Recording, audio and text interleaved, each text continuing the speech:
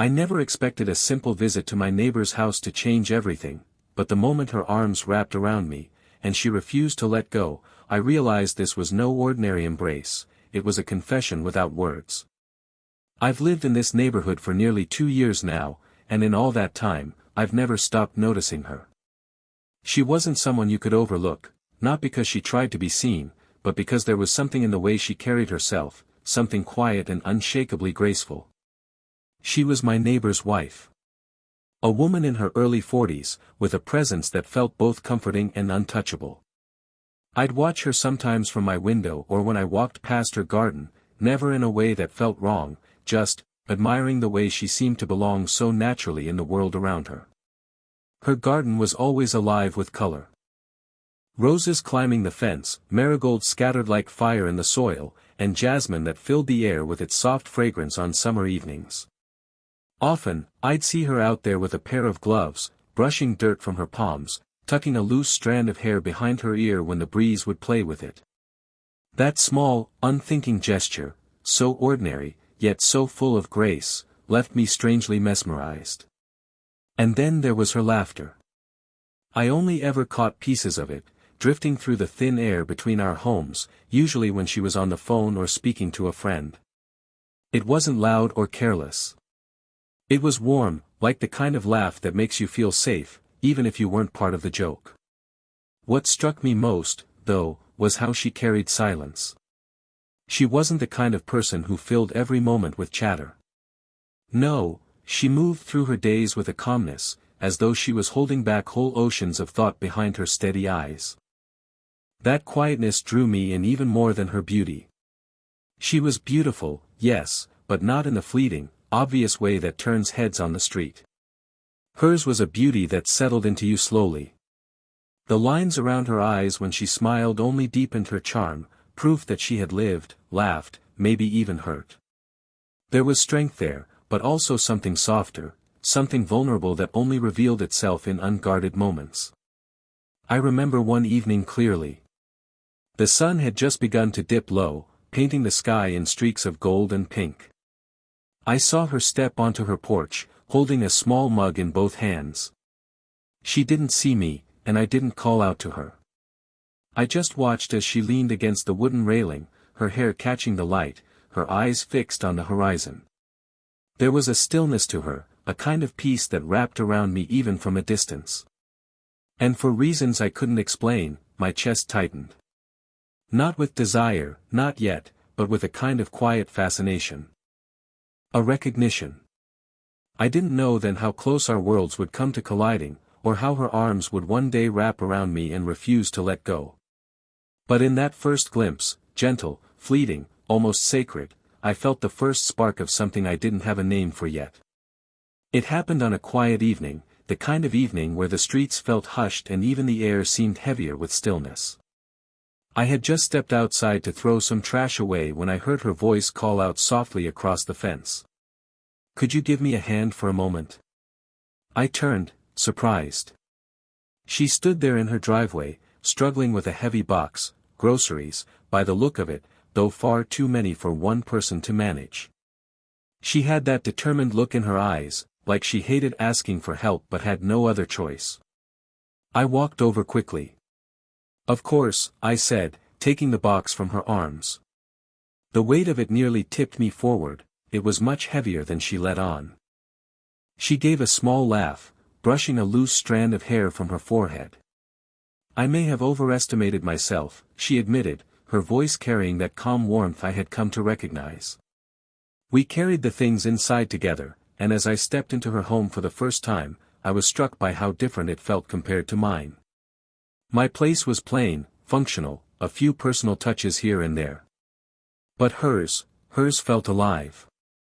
There were photographs lining the hallway, shelves filled with books, the faint aroma of fresh flowers and something faintly citrus lingering in the air.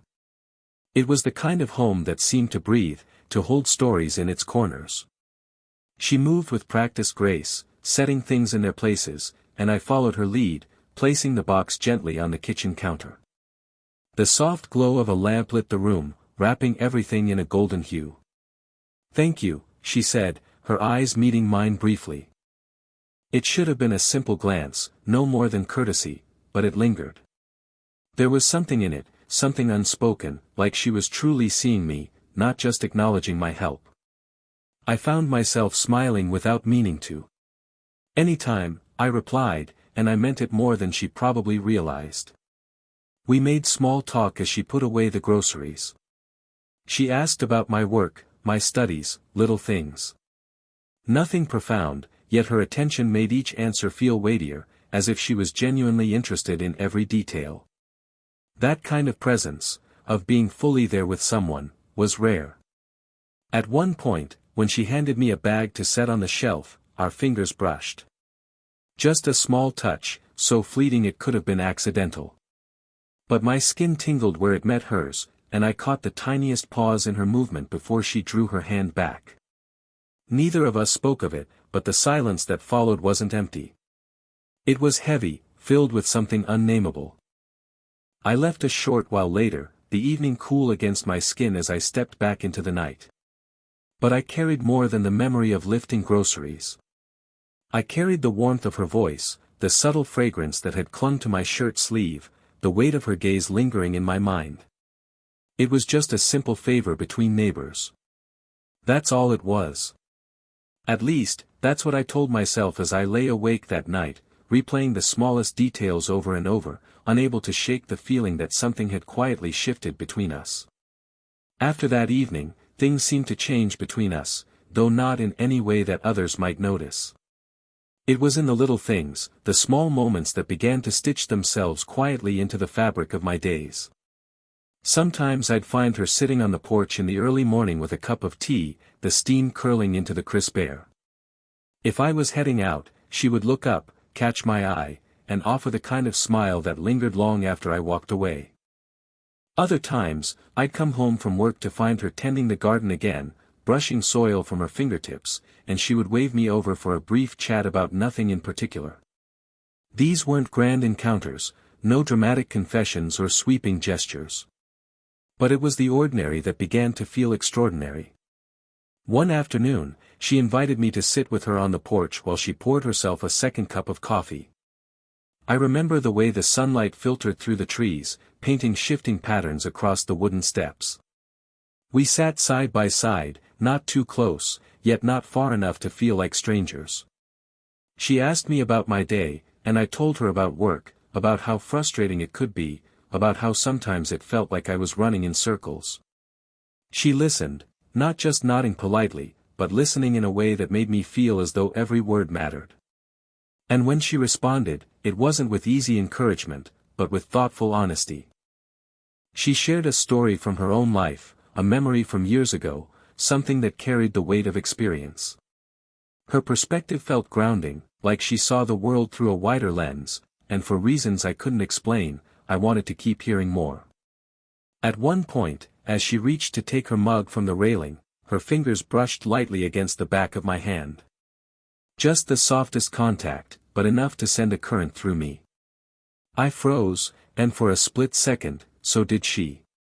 Our eyes met, and in that silent glance, a question seemed to hover in the air, unasked, unanswered. She withdrew her hand slowly, as though reluctant, and I felt the absence of her touch as keenly as the touch itself. The days that followed were filled with more of these small, lingering moments. A shared laugh over something trivial at the corner shop. The way she would lean just slightly closer when showing me a book from her shelf.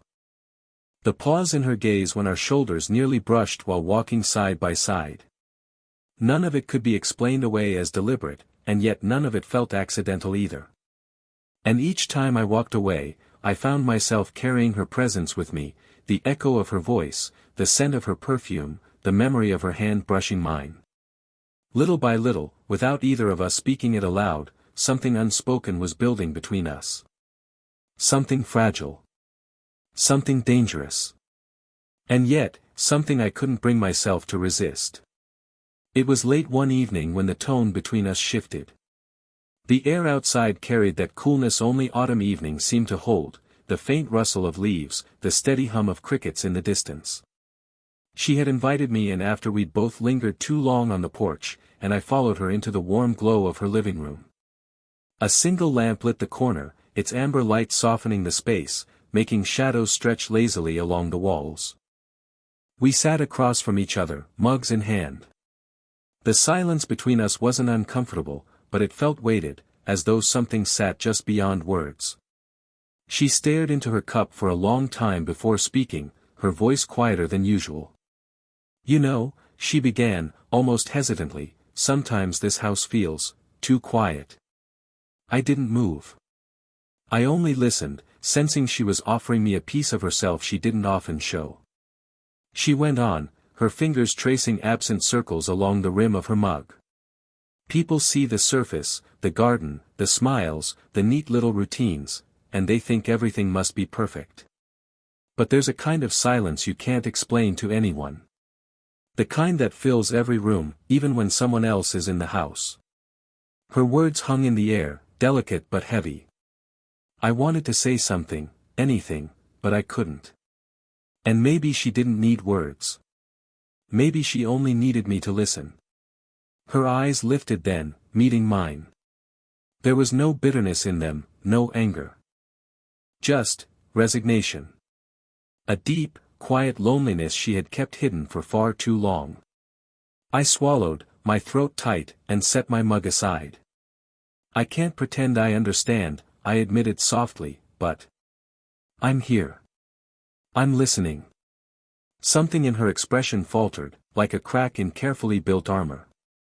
Her lips pressed together as though holding back something fragile. For a moment, I thought she might look away, but instead she leaned just slightly forward, resting her elbows on her knees, her gaze still locked with mine. "It's been years," she whispered. "Years since I felt like someone really saw me. Not just looked at me, not just passed by me, but actually saw me." Her voice trembled on that last word, and before I could think, my hand moved. Slowly, cautiously, I reached across the small distance between us and laid my palm over hers. Her skin was warm, her fingers still tense at first. But then, little by little, she relaxed beneath my touch. She didn't pull away. The silence stretched, filled only by the sound of our breathing. My heart was pounding, but I didn't dare move. She was still staring at our joined hands, as though the simple gesture meant more than either of us wanted to admit. When her eyes finally lifted again, there was a glimmer in them, soft, vulnerable, achingly human. And in that fragile moment, sitting in the quiet of her living room, I realized, I wasn't just hearing her loneliness. I was feeling it. It had reached across the space between us, pressing into my chest, leaving a weight I knew I wouldn't be able to forget. The night of her confession didn't end the way I expected. For a while, we simply sat there, side by side in the dim glow of her living room, her hand still resting beneath mine. Neither of us spoke. Words felt too fragile, too clumsy for the kind of silence that had settled around us. It wasn't empty. It was alive, like the air between us carried something unspoken, something trembling just out of reach. I felt her exhale, a long and weary breath, and she leaned back against the sofa, her gaze drifting toward the window. The light from the lamp caught the edge of her face, the delicate curve of her cheekbone, the slight furrow between her brows. She looked both strong and breakable all at once, and I didn't know how to reconcile the two. Then, without warning, her voice cracked softly in the stillness. "Do you ever get tired of being strong?" The question struck deeper than I could have anticipated. I didn't answer right away. My chest tightened, not just at her words, but at the quiet ache behind them. Before I could think of a reply, she turned toward me. Her eyes glistened, and for the first time since I had known her, she looked utterly undone. I shifted closer, slowly, hesitantly, unsure if I was crossing a line I couldn't uncross. But then she moved too. At first, it was subtle, her shoulder brushed against mine, the warmth of her body pressing just lightly into my side. Then suddenly, as though the weight of everything inside her had broken open, she slipped into my arms. Her movement was almost desperate, but gentle at the same time. She wrapped herself around me, her arms sliding firmly around my waist, her cheek pressing against my chest. The contact stole the air from my lungs. For a heartbeat, I froze, every thought tangled between caution and instinct. But then I felt it, the steadiness of her heartbeat against my ribs, the trembling in her arms as though she was afraid to let go. So I didn't let go either. I held her carefully, my arms circling her shoulders, one hand resting lightly against the back of her head. Her hair brushed against my chin, soft and faintly fragrant, and I closed my eyes, letting the moment anchor itself deep into me. The world outside ceased to exist. The ticking clock, the hum of the refrigerator, even the crickets beyond the window, all of it faded into the background. There was only her, pressed close, her breath unsteady against me. Minutes passed, or maybe it was only seconds, I couldn't tell. All I knew was that she wasn't just hugging me. She was holding on, clinging as if this simple embrace was the only thing keeping her together.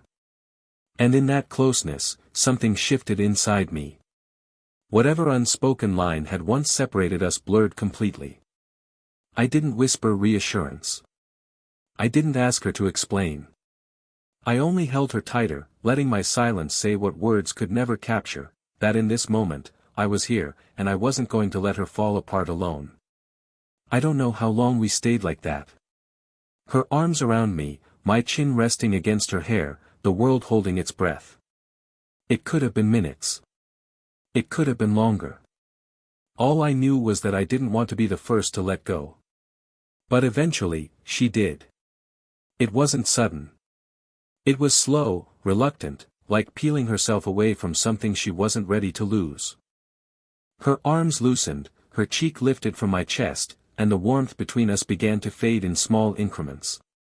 She didn't move far, though. Just enough that I could see her face again. Her eyes were still shimmering with unspoken emotion, and for the first time since I'd known her, I realized how vulnerable she truly was beneath all that grace. She gave me the smallest smile, fragile and fleeting, then shook her head softly as though scolding herself. "I'm sorry," she whispered. The word startled me. "Don't be," I said, my voice low, maybe too firm. "You don't have to apologize for needing someone." Her gaze dropped to my arm, where her hand still lingered. She hadn't moved it yet. Her fingers rested lightly against my sleeve, her thumb brushing once, just once, as if testing whether she could still hold on. That tiny movement sent a shiver through me. I wanted to cover her hand with mine again. I wanted to tell her not to let go. But a part of me hesitated. A voice in the back of my mind whispered reminders, boundaries, vows, the fragile balance we were already threatening to break. The silence stretched, thick and fragile. The only sounds were the quiet ticking of the clock on the wall and the faint rhythm of her breathing. When she finally pulled her hand back, it felt like a loss far greater than it should have been. My arm felt empty, cold in the absence of her touch. She leaned back slightly, creating space between us, though not much. Just enough to remind us of the line neither of us dared to cross. Her expression was conflicted, soft, grateful, but laced with guilt she didn't voice. "I don't know what came over me," she said at last, her voice breaking on the edges. "It's been so long since I've felt that kind of closeness." I swallowed hard, unsure how to respond. Part of me wanted to tell her I understood, that I had felt it too. But another part of me was terrified of what that admission would mean. So instead, I nodded slowly. "Sometimes," I murmured, "we need someone to hold us. Even if it's just for a moment." Her eyes lifted to mine again, searching, lingering. It wasn't just gratitude in her gaze, it was something deeper, heavier, something neither of us was brave enough to name. When I finally stood to leave, she walked me to the door. She didn't say goodbye, and I didn't either. We just looked at each other in the dim glow of the porch light, our silence more telling than any words could be. And as I stepped into the night, my heart still racing, I knew that hesitation had only deepened the pull between us. The night air greeted me as I stepped outside, cool and still, carrying with it the faint scent of jasmine from her garden. For a moment, I stood there on her porch, not quite ready to leave, not quite able to stay. Behind me, the soft glow of her living room spilled through the open doorway, painting her silhouette in amber light. She lingered there, framed by the doorway, her hand resting lightly against the wooden frame. Her expression was quiet, almost unreadable, yet her eyes carried that same lingering softness I had come to know, eyes that spoke more than either of us dared to put into words. I turned back to face her fully, caught in the silence between us. It wasn't awkward. It wasn't empty. It was the kind of silence that held meaning, the kind that makes you feel as though time has slowed just for the two of you. For a moment, I thought she might say something, an explanation, a promise, a confession. Her lips parted slightly, but no words came. Instead, she offered the faintest smile, one that trembled at the edges, as if she was holding back everything she wanted to say. I gave a small nod, answering with my own silence, letting her know I understood. That I didn't need words. Her hand lifted, almost absent-mindedly, brushing a strand of hair behind her ear. A simple gesture, but in that moment, it felt unbearably tender. The porch light caught the curve of her cheek, the warmth of her skin, the quiet strength in the way she held herself despite the vulnerability she had just shown me inside. "I should let you go," she whispered at last, her voice soft, carrying a weight that made it sound more like "I don't want to let you go." I smiled gently. "Good night," I said, my voice low, steady, even though my chest ached with the weight of everything left unsaid. She didn't answer right away. She only looked at me for another long moment, her eyes holding mine with a kind of fragile intensity, before she finally whispered back, "Good night." As I walked away, the sound of the door closing softly behind me echoed like the end of a song. Yet it didn't feel final. The cool night wrapped around me, but I still felt the warmth of her arms, the steadiness of her heartbeat against my chest, the trace of her perfume clinging faintly to my shirt. Every step I took away from her house seemed to carry me deeper into the memory of her embrace. I knew we hadn't crossed any spoken lines. And yet, something between us had changed forever. The boundary still stood, but it was no longer unshaken. There was a connection now, fragile, unspoken, undeniable. That night, lying awake, I realized the truth: sometimes love doesn't declare itself with grand gestures or bold confessions. Sometimes it lingers quietly in the spaces between words, in the brush of a hand, in the silence of an embrace that lasts a little too long. And though neither of us said it, I felt it deep within me: what passed between us wasn't fleeting. It was a promise, unspoken but real. A promise that would stay with me, no matter what came next. If this story touched you the way it touched me, don't forget to leave a like and share it with someone who believes in slow, unexpected connections. And if you'd like to hear more age gap romance stories like this one, make sure you subscribe to the channel. Every week, I'll bring you another tale of love, longing, and the kind of moments that linger long after they've passed.